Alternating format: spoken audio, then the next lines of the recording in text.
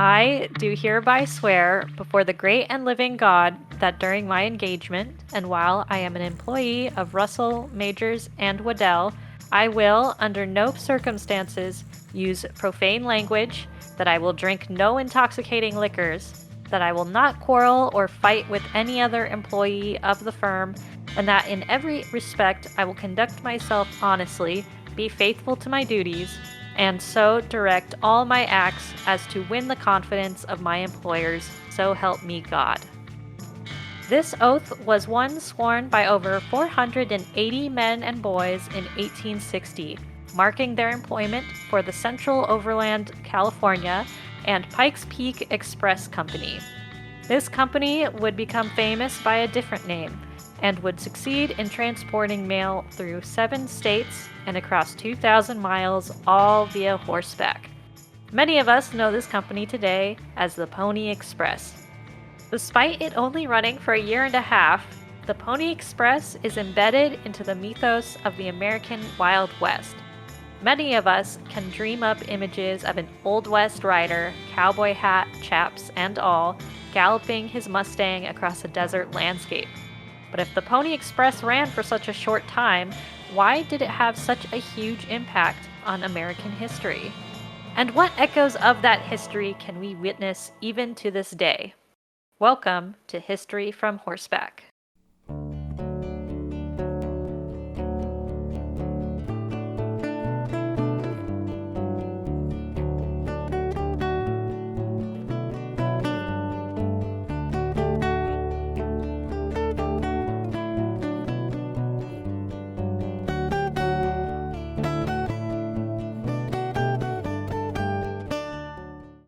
Hello, everybody. My name is Keagan.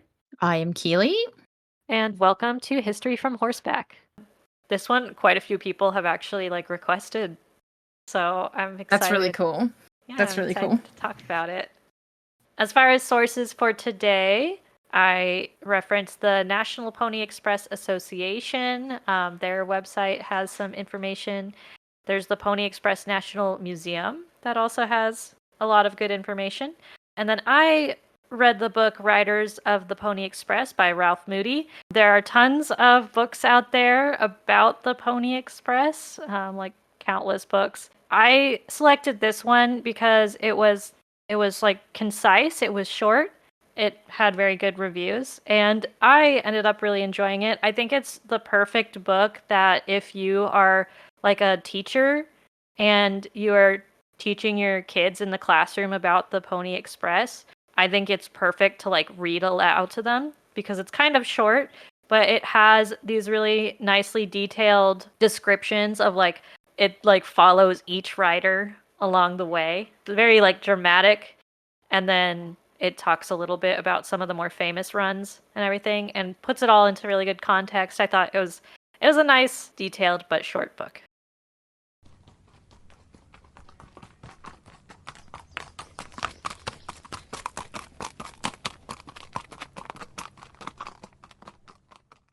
In order to understand the purpose of the American Pony Express and why it is considered so iconic, despite being costly and short-lived, we must know some historical context.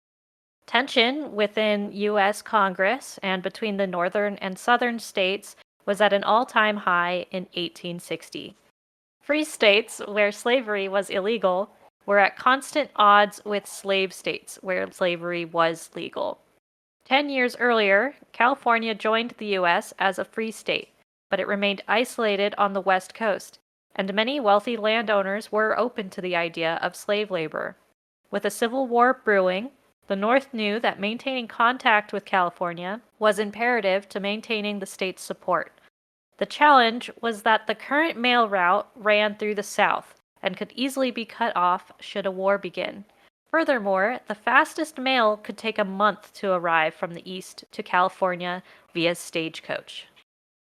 And stagecoaches would not be fast either. Obviously, taking a month to arrive, that's not great. But also, could be robbed on the way there was a big problem unless they had, good security. Things could get broken on the way there. It's not like people would be paying attention to whether your mail was fragile or not. And it probably cost a fortune too. The safer the route, the more expensive it probably was. William Russell, one of the head partners in a freighting firm called Russell, Majors, and Waddell, invented an idea to solve this problem. Incredibly knowledgeable in the terrain between the Mississippi and the West Coast, Russell proposed that a route could be ridden by relay within 10 days. This route traveled from St. Joseph, Missouri, along the Oregon Trail, through the Rocky Mountains to Salt Lake City, Utah, over the Sierra Nevadas, and down into Sacramento, California. Russell proposed this mail service route to the United States government. However, the bill to fund this route was blocked due to Southern senators not wanting an alternative route between the North and California. Seeing the Pony Express as a service towards his country, Russell decided to go ahead with the plan, and he and his partners funded the venture themselves. They worked quickly to set up relay stations, purchase horses, and hire riders, station workers, grooms, and messengers for the endeavor. I feel like this would have been an awesome job. Yeah. I feel like it also would have been really dangerous and awful, but I can see myself doing something like this. Same. I remember my instructor back in California, riding instructor, looking at me one time, and I think it was because he was joking that I like to go fast, or at the very least, I wouldn't freak out when the horse would go fast. Yeah. And he was like, you're the kind of person that they would be looking for when they were doing the Pony Express. And I took that as one of the best compliments I had ever received. Yeah. I was like, I absolutely would have taken that as a massive compliment too. Yes. This guy just insinuated that 1, you would have been able to live in the frontier West. Yeah. 2, that you would have made pretty good money, and 3, that you would have been pretty well looked up to too. That's a huge. Yeah, I'd take that. I know. And I think also he was like, you're light. You're small. Yeah, you're small. Because I can only imagine that the riders had to be light and small because the pack and the weight of the mail was so much as well. Mm-hmm. That you know, there's only so much you can put on a horse until you have to put it on a draft horse. And if you're on a draft horse, you're never going to get there in time. Mm-hmm. Yeah, I'll actually mention that soon, that there was a weight limit. Excellent. Around 80 of the bravest, lightest, and most talented riders across the American West were saddled with the duty of carrying mail through 7 states and across 2,000 miles. These riders had to be less than 120 pounds. There's the weight. That's about 55 kilos for our non-pound using listeners. They had to be good horsemen and had to sign an oath swearing upstanding behavior. This is the oath that I read in the beginning. Do you think, I was going to ask you just previously to this, do you think that they have to memorize that oath before they said it? But then I remembered that so many people during this time were illiterate. Yeah. So I don't actually think they would have been like, hey, memorize this and then you can go from there. I think they probably just read it out loud and had them repeat it after them. Yeah. And sign it. There was there was at least one rider who he only really spoke Spanish for the most part. He probably did not even understand the oath he was taking. He said, "Sure thing. Yeah. No worries, mate. Let's go." Pretty much. He said, "Give me the pen. I'll sign up. Let's go." Yeah, exactly. He's like, "Well, I don't know about that, but I know horses." And I mean, also, let's consider the fact that when it says, I will drink no intoxicating liquors, how many of them held steadfast to that? Because I guarantee that most of them didn't. They're not even allowed to swear. Yeah. And I'm like, man, who's going to stop you in the middle of the desert? Yeah, exactly. Certainly not your boss. And I'm just saying, there was no Yelp reviews at the time. It's not like your boss was really going to find out unless someone really wanted him to. Yeah. Unless you got into, a shouting match with someone else, and then they told somebody about it. And that made its way through the grapevine all the way back to your boss. And he was like, hey, I heard from this guy, who heard from this guy, who heard from this guy, that apparently you said hell, damnation, 4 weeks ago back out on a job. And that's just, honestly, that's grounds for firing you right now. Sorry. I think that's how a lot of information traveled back then. To be I'm honest, so certain of it. this is Can you like imagine losing your job over something that you did months ago that ended up getting back to someone? And it takes like two weeks for that letter to pass through your own letter company to get to you that says you're fired. It's like, hey, I need you to deliver this. Oh, to you. Oh, it says I'm fired. Okay, never mind. oops. There or like even this isn't a story I included, but there is this one guy who he worked at one of the stations, so he wasn't even necessarily like a rider. But oh, what was his name? It was like Bill something. And the thing is that his name wasn't William or anything. Like he didn't have that nickname for the reason that it was a normal like nickname. It was Mm. because somebody insulted him at one point, calling him Duck Bill, and then they got Oh. into a duel, and he was like arrested, for shooting somebody because of the duel, Yeah. and then he got basically exonerated. Like they were like, oh no, it was self defense, and Good on him. yeah, and the judge misunderstood when they were telling him like the nickname, and so he wrote it down as Dutch Bill because he thought that was his nickname. That's incredible. Yeah, and so then this guy who wasn't even Dutch was Dutch Bill for a while, and then he just was like, I'm not Dutch. And so they're like, okay, you're just Bill. So that was his nickname. Oh my god. So like, Power of a typo.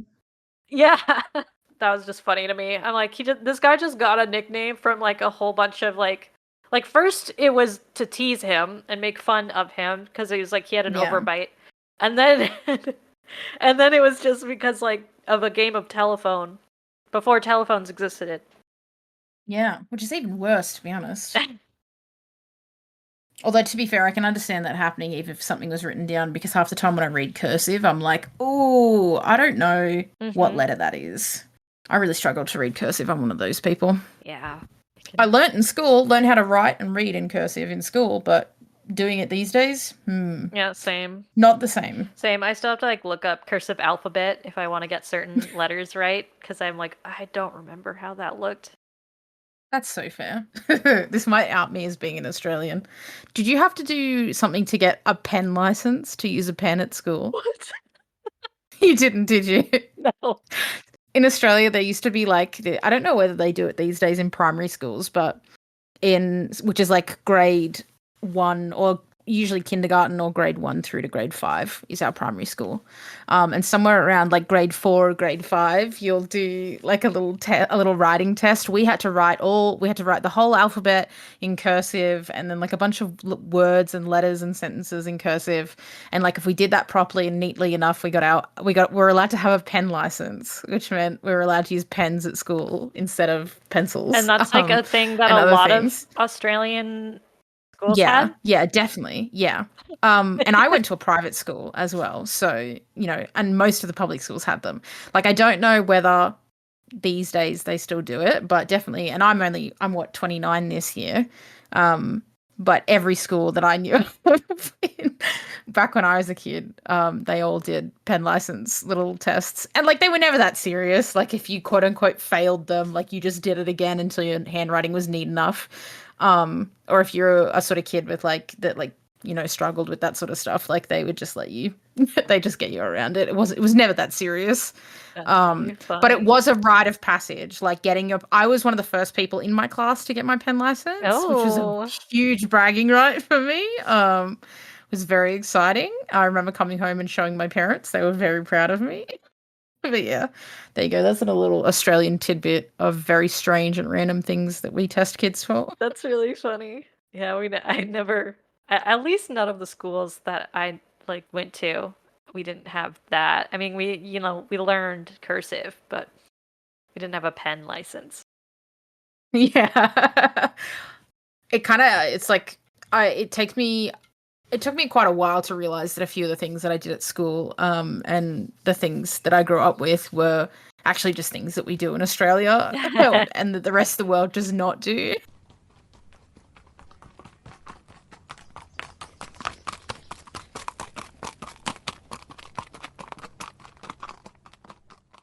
While these riders were gritty and tough, they were not permitted to drink or swear and were meant to be upstanding citizens. Riders were paid $100 to $150 a month, which at the time was considered good pay for work out on the frontier, especially. I also mentioned that the riders had to be lightweight so as to make the load as easy on the horse or pony as possible. The tack was no more than 20 pounds. Or 9 kilos. And the mail also less than 20 pounds. This totals at around 160 pounds. About 72.5 kilos, maybe 73. Of weight maximum per horse.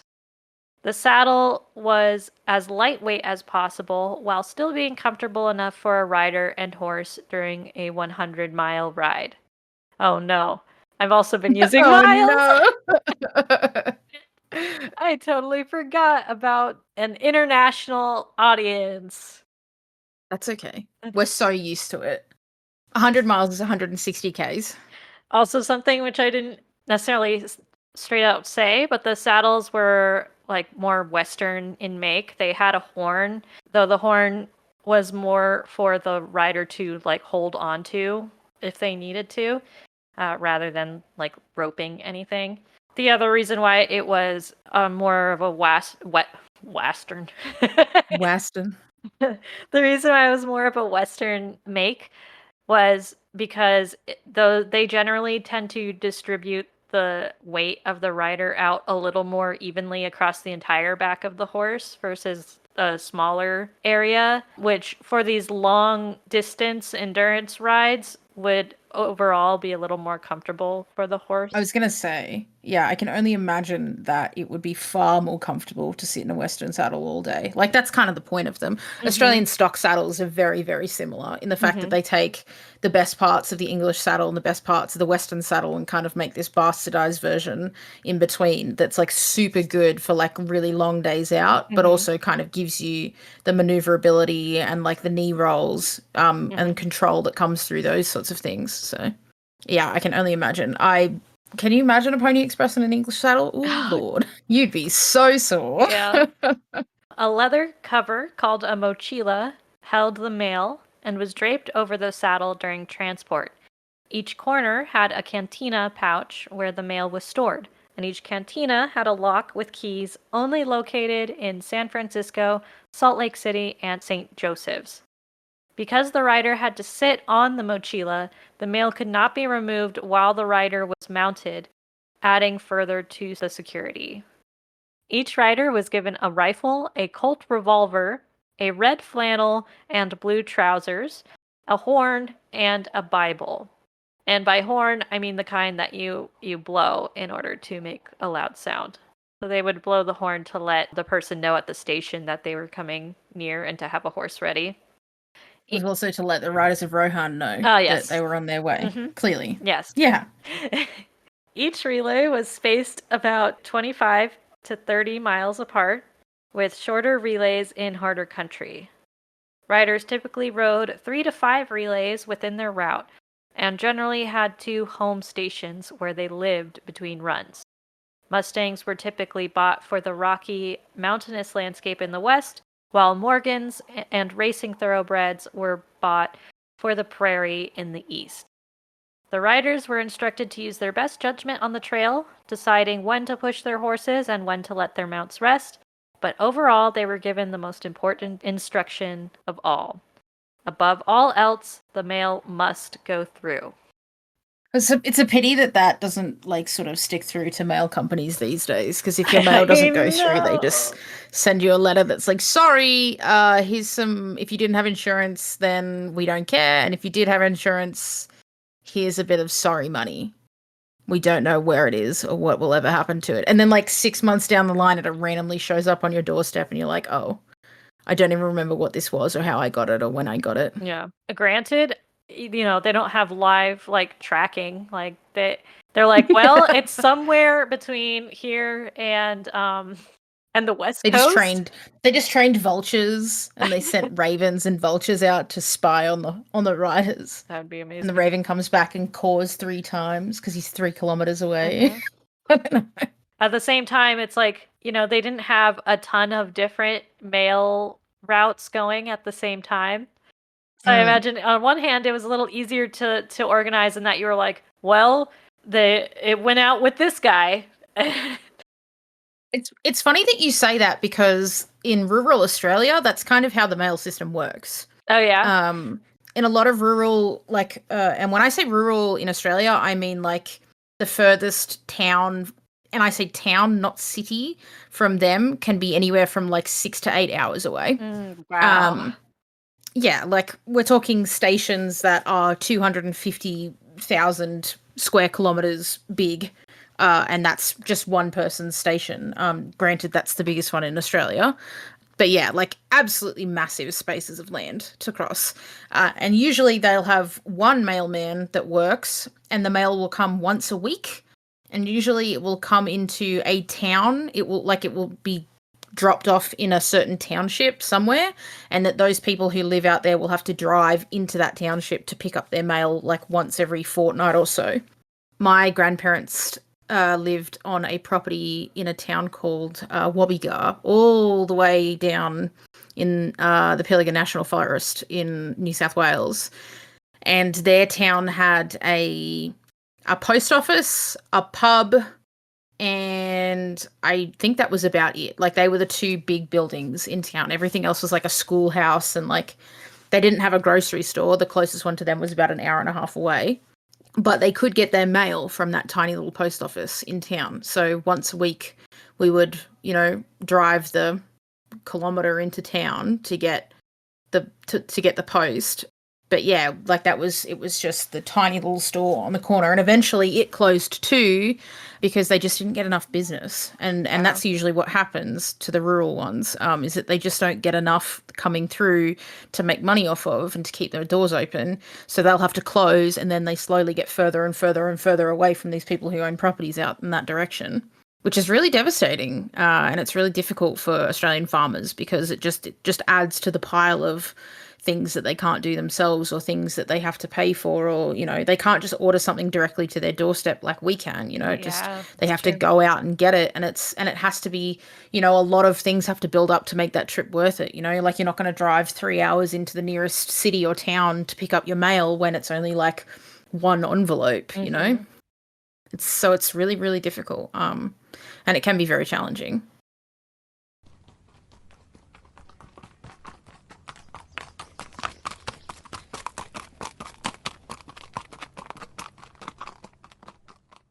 On April 3rd, 1860, the time came for the Pony Express to prove that the 10-day route was possible. All of the preparation and funds poured into the endeavor would be considered pointless if the mail failed to reach one point to another within the amount of time allotted. 2 mochilas would travel during the inaugural run, one moving westward from St. Joseph's and the other eastward from San Francisco. Not only was this a race against time itself, the Western riders, Mormon riders, and Eastern riders had all formed a rivalry against each other. Each faction wanted to prove that they were the fastest, most knowledgeable, and most talented riders. The first Eastern rider, named Johnny Frey, left St. Joseph around 2 hours late due to the train carrying the mail. He wasted little time, however, and made up time during his ride. Unfortunately, the westbound riders would experience little good luck during their inaugural ride. A massive storm covered a majority of the country at the time, causing the nights to be dark and cold, and leaving the ground so muddy and soft that the horses struggled to move at a good pace. Despite their efforts, by the time Deadwood Dick received the westbound mail around halfway through the route, they were 7 hours behind schedule. The first Western rider, named Jim Randall, did not ride out from San Francisco, but rather rode his horse onto a steamer named the Antelope. They then peacefully floated up the river to Sacramento, where the real ride began. The mochila was passed to Sam Hamilton, who took off as fast as he dared towards the Sierra Nevadas. The storm was raging in California, too, and Sam knew that the next rider would have to summit the mountains during a blizzard. He hoped that by arriving before dawn, he could give his friend the most daylight possible during the harrowing trek. Boston Upson was the man for the job. Receiving the mochila from Sam at dawn, Boston crossed the American River, climbed Echo Summit, and descended down to Lake Tahoe, all in a raging blizzard. And the reason why I name the different places here is that if you are familiar with them at all, or even if you look them up, you'll see that it's extremely mountainous, rugged terrain. And also, the American River is very cold even in the summertime. Despite the strings of pack mules walking the pass to keep the snow packed, the journey was incredibly arduous. Boston still rode the route in under the time scheduled during fair weather. The Western riders continued to make good time despite the inclement weather, likely due in part to their hardy Mustangs. That's exceedingly impressive. That's I crazy that he was know. able to do that in fair time. Like, that's so impressive. I know. And it's like he almost froze to death up there, Yeah, yeah. but he You gotta be made built it different through. for that. I know, exactly. I think part of it is that so pretty much all of their riders already lived in the areas where they were employed. So they were incredibly familiar with the landscape and with Yeah, their routes. And I don't think it would have been possible if they were just like random dudes. yeah. New guys that hadn't known and seen it and done it a billion times. Yeah. Yeah, for sure. And something I also admired was that Russell, I mentioned how he was familiar with the landscape. Like he himself had actually ridden the landscape quite a bit. And that when Mm. he was creating that route, he rode the route. He wasn't just some kind of uppity business owner guy who was looked at a map and was like, this should work. Yeah, And I think that's one of the reasons why it actually was a successful route and why they could yeah. actually do it in the first place. Because I think if he had literally just looked at a map and just said what looked good on paper, it would not have been doable. The Mormon riders rode through much of Utah and some of Colorado, and during the inaugural ride, they received the eastward mail first. Their last rider in the relay, Dan Westcott, passed the eastern rider Deadwood Dick on April 8th.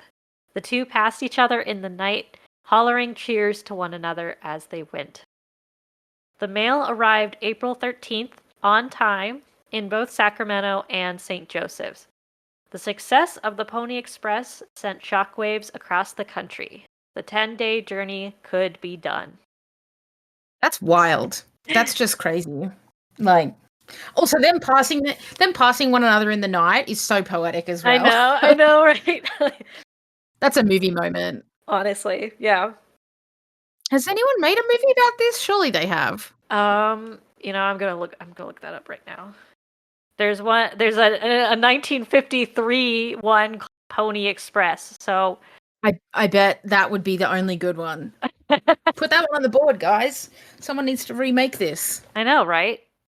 Yeah, there'll be at least 3 Frisians in it. I just know. Ooh, throwback to episode 1. That'd be Frisians. That'd be really funny.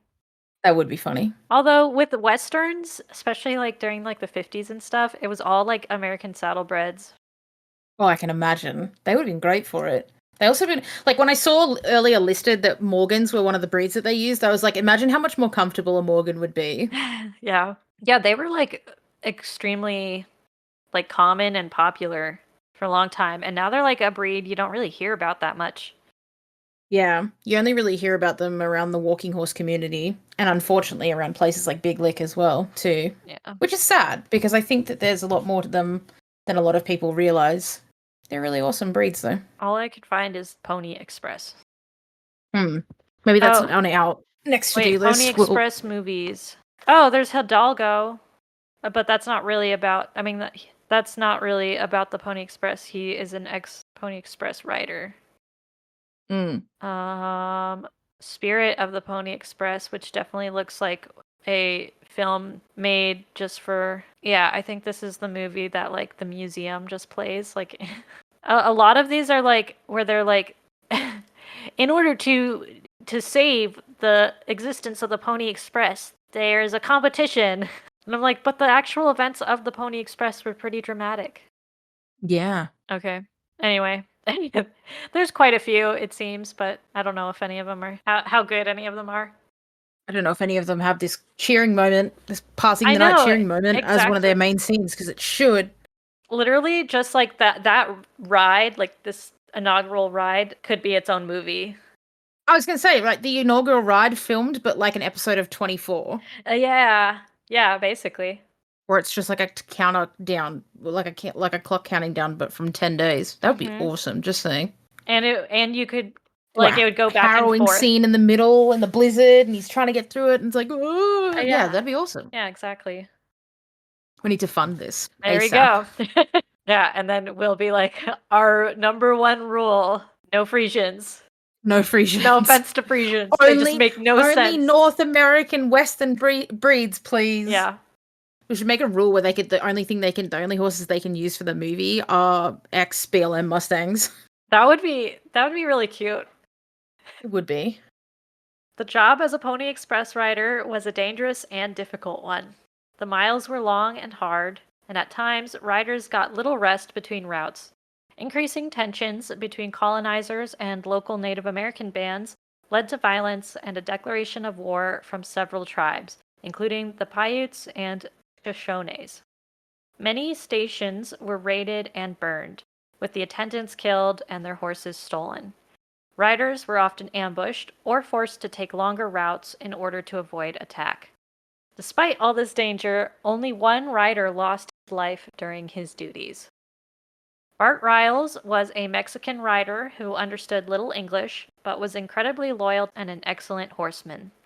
During his route, he was ambushed by Native Americans and shot from close range.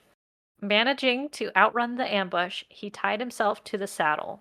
He knew that if his body remained in the saddle, his pony would continue to the next station. He was unconscious by the time his horse arrived at the station, and he died from his wounds several days later. Crazy that two things. One, he knew that if his body was still in the saddle, the horse would still go the same way. And two, that the horse just knew exactly where it was going. Mm-hmm. I always tell people, especially in a role play setting, that, most of the time a horse will know its way home. And I think that it's like one of like the most amazing things. It's kind of like, when you're walking a dog home, if your dog is like mine and a corgi and quite lazy, when he knows he's going home, all of a sudden he gets a pep in his step. And horses are a bit the same, Yeah, they like are. you see someone coming home from a trail ride and all of a sudden they're like, oh, finally we're going home. Like, let's go faster so we can get home faster. Mm-hmm. So that's really cool. Yeah. Sad that he died, but good on him for knowing what to do and being loyal to the fact that, get the mail there no matter what. Yeah, like the mail went through. It's admirable. Absolutely. And also just you mentioning your dog and how he notices when you're heading home. My dog is funny because like she knows the general location of the house, but she like gets houses mixed up. So she'll like start trying to walk up to the porch of like the next door neighbor. And I'm like, you're not at the right house yet. You're not at the right house yet. Okay, we're at the right house. He's like, this one? No. This one? No. Yeah. This one? It's really funny. Like one time when I took her out, like, and I was throwing the ball, so she was off leash, and then we like walked back home because she was just like sticking with me, but she like literally went all the way up to the front door of like the wrong house of like our next door neighbor and was just like standing there, and I literally walked to our house and was calling her, and she was just sitting there in front of the front door like waiting, and I was like, I really hope my neighbors aren't like home right now. Aren't like, why is there a dog on our front porch? And then finally she came over and I was like, you're so dumb sometimes. I love you, but you're embarrassing. He's trying so hard. Oh, now she's like, are you talking He's like, about you talking me? about me? Yeah.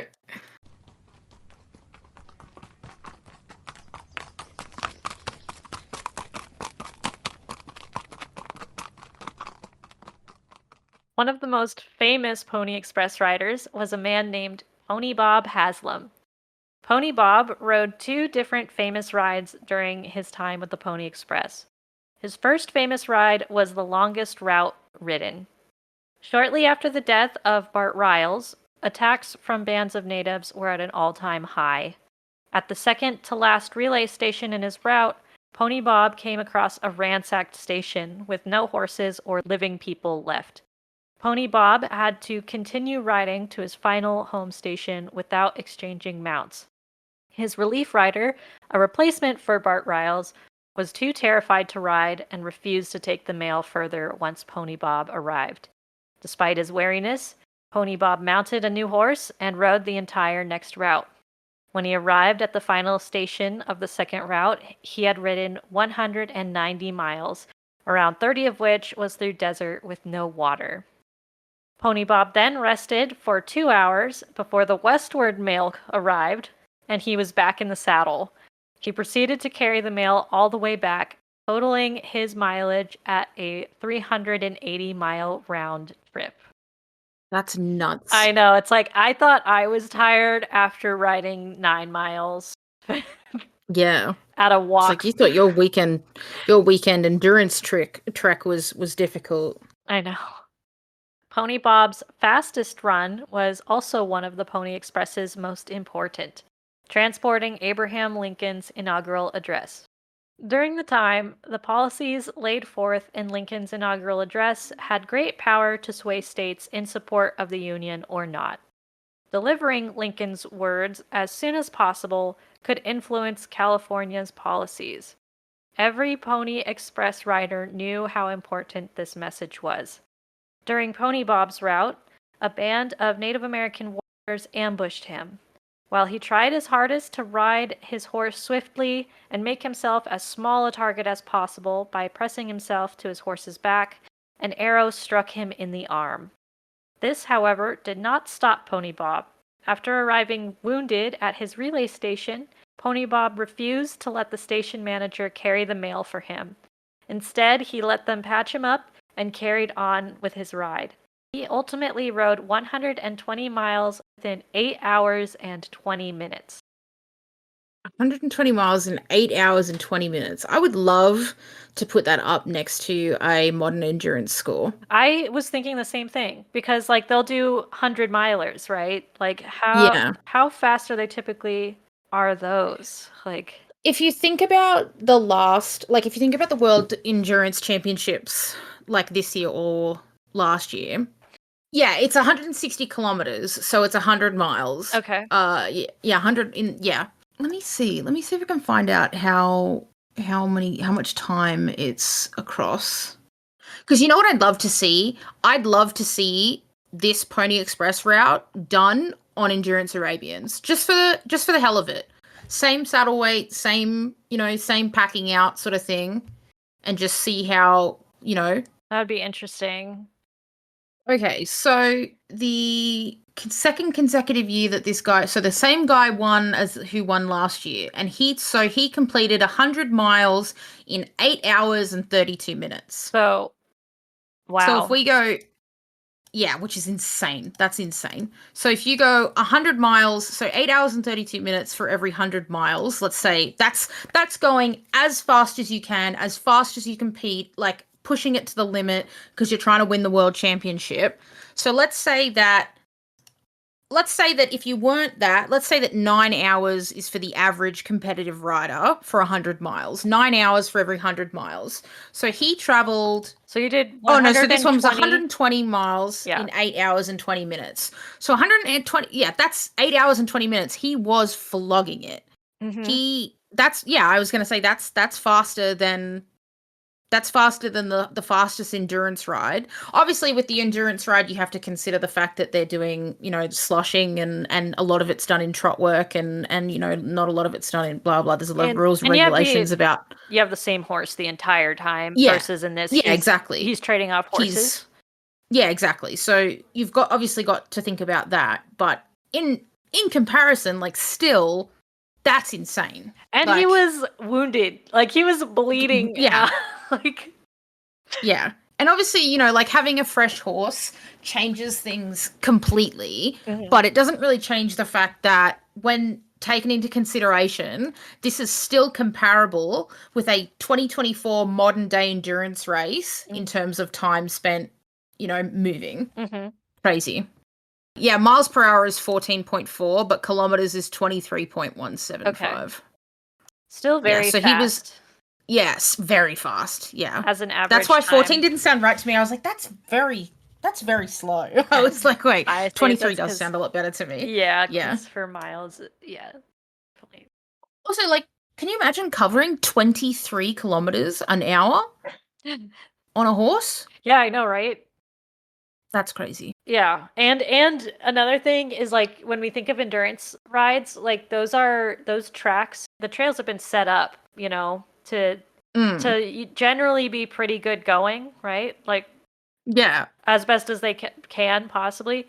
Versus like with this, yeah, they're following kind of like a set route, but they're also some of the times just kind of trailblazing. I mean, or at the very least, their trail is not all that great. Like, like there are mountains, there's rocky roads, there's stands of trees. I mean, Yeah. there's bodies of water.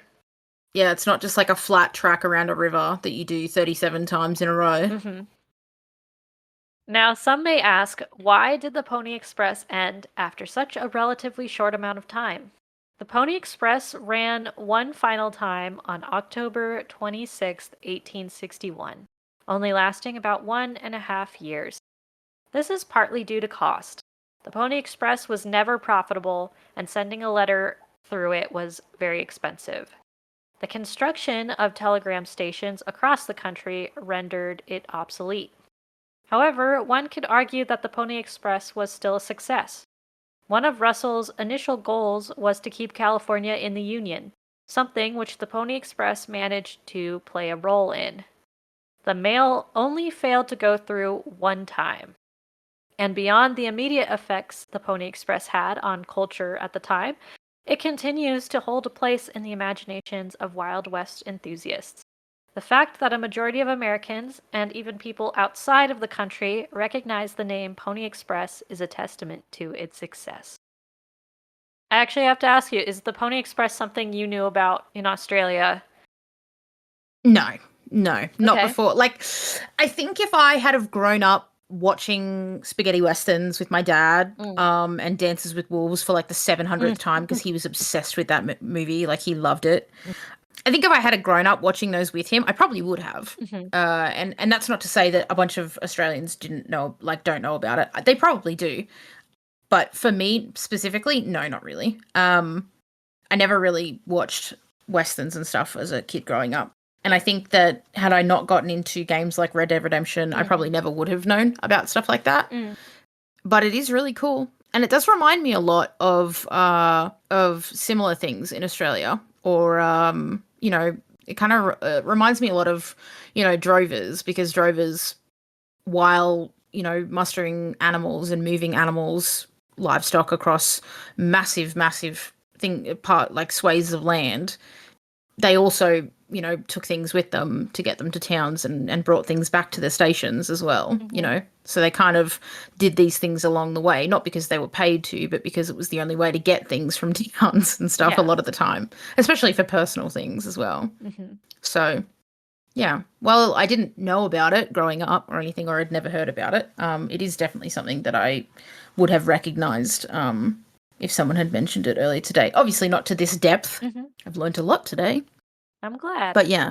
Yeah, I learned a lot reading about it because honestly, I just kind of had like a passing knowledge of it. Like, I was familiar with the fact that the Pony Express existed, but I didn't know for how long. I mean, I kind of assumed that hey, it was like a long-standing thing because it's like mentioned so much in like westerns, or even just like, I mean, here in the US especially, like we'll have like kind of Wild West themed like amusement parks and stuff, even just like small ones where it's like there's a section that's Wild West themed. And you'll see something that's like Pony Express Station or whatever. So it's like we're kind of familiar with it in passing, but I didn't really know all that much actually about it until doing the research. I think it's one of those things that's very iconic. And it makes a lot of sense when they sort of say was really expensive and you couldn't really keep it running because, paying for animals and what sort, when telegrams became a thing and made it obsolete, it makes a lot of sense because why would you put money into, driving animals across the country when you could just zing it across in a couple of moments? And And obviously that would have taken time, but I think probably one of the other things that got them as well is that they only had certain routes and they couldn't just change those routes willy-nilly. Like, you can't just make another one tomorrow that goes to a totally different state or a totally different place just for convenience. So for the people it worked for, it was probably very good, but the people it didn't work for, it was probably useless. Like they didn't really have any reason or need for it, especially once telegrams became a thing. Plus, it's like I mentioned before, I mean, there were times when like almost every station within a route was like destroyed. Yeah, exactly. And so that gets really costly, like not even just money, but also it's like people are dying, people are being killed out there. And people would be scared to take those jobs. It's like, oh, why are you refilling this position? Oh, because the last guy got killed. Like, yeah, exactly. No one's going to want to do that.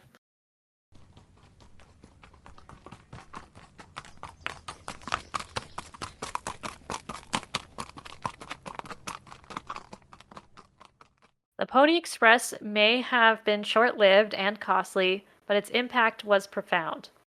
It played a crucial role in keeping California connected to the Union during a critical time in American history. The bravery and determination of its riders made the Pony Express a symbol of resilience and ingenuity. Though it was eventually replaced by the telegraph, its legacy endures, reminding us of the spirit of perseverance and innovation that define the American frontier. One group determined to maintain the legacy of the Pony Express is the National Pony Express Association. NPEA is an all-volunteer historical organization with the purpose of identifying, reestablishing, and marking the original Pony Express trail.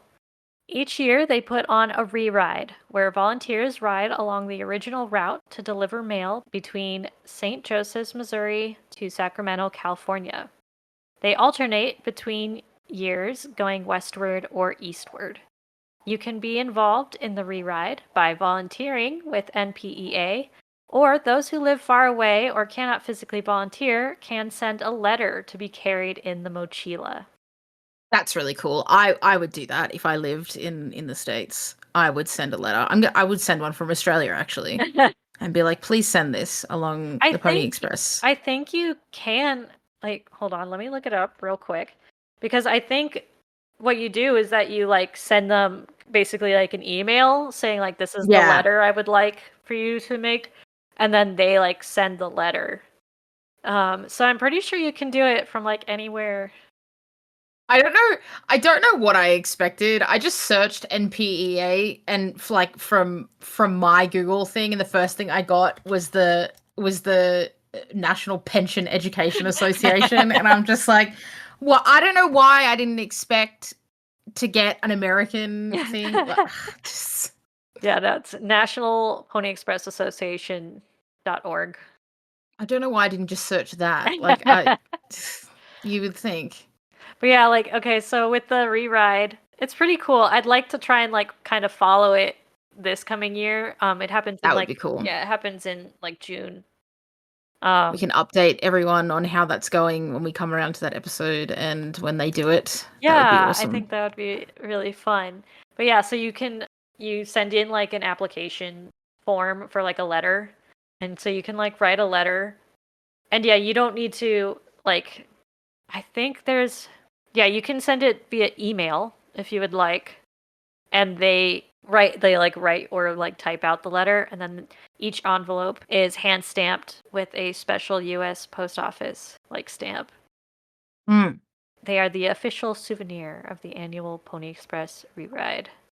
That's very cute. That is cute. And then you can follow the horses, how they're going on a map. You can follow their progress.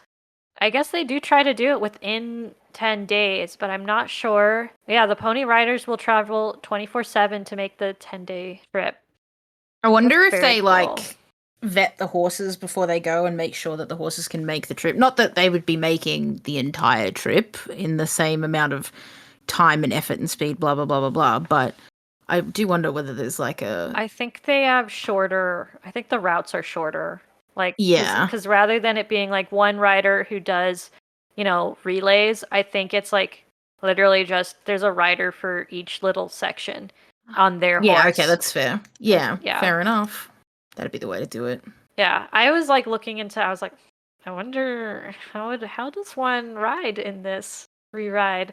Yeah. 'Cause that sounded pretty fun. The only issue is that like I don't live anywhere near any of these states that they go through, and so it would have to be like a trip for me to like go up there and Yeah. because they kind of like the volunteer being from the state that they ride in. But yeah, I thought that looked really cool. That would be so much fun. hmm One day, if I become a person who has like one of those nice trailers where the horse, like, there's a living area inside of the trailer, then I can just like pack up Ace and go up to I don't know. I feel like Ace would love that too. Yeah, he's starting to like the trails more and more. Good man. Yeah, we had a ride the other day. And he was very good. I love him so much. I love him too. He got a banana for his efforts. I think that's why he was in a good mood. That's his favorite. Yeah. I was gonna say, is that his favorite? Yeah. Bananas. Which is really funny because like I never associated horses with bananas before getting him, and then his previous owners were like, he loves bananas. Those are his favorite snack. It's like good to know. Please give him all the bananas. He'll just eat it peel and all. Yeah, I can only imagine. Don't even need to peel it. He just like squashes that thing down. Yeah, it pops out the bottom. Yeah, I just like break it in half. He's developed pretty good manners, but he just gets so excited with the banana. Like he just kind of creeps closer and closer to me. He's like, I know I'm supposed to be a good boy right now, but I want to be feral because I need that. Yeah, exactly. Yeah. Like, you don't understand. I need it. That reminds me of the other day. I was like so proud of him for being so good with the little kids at my stable, that little like play day. Yeah. And I didn't feel like riding, so I kind of just had him out in an area where people would be coming past and kind of had his grooming supplies out. And then if anybody had kids that were like, look at the horse, I was like, do you want to help me groom him for a little bit? And they'd be like, yeah. And so I'd teach them how to like be safe around a horse and then how to like groom him. So you'd get a little brushing and stuff. And then I'd ask him if they wanted to give him a treat and teach him how to give him a treat. And he was very good with all of that. He was like so gentle and careful. Aww. I was like, oh, you're so sweet. I love you so much. And then they would giggle because he like licked their hand. So and they'd be like, my hand's wet. I'm like, yeah. Wipe it off on your sibling. Yeah. Just put it on them. Thank you for listening to History from Horseback. We hope that you enjoyed this episode. And if you like what you heard, please consider leaving a rating or a review. Or consider following us on Facebook and Instagram. As a new and upcoming podcast, we really rely on your feedback to grow and improve. Thanks again for listening, and we'll see you out on the trail.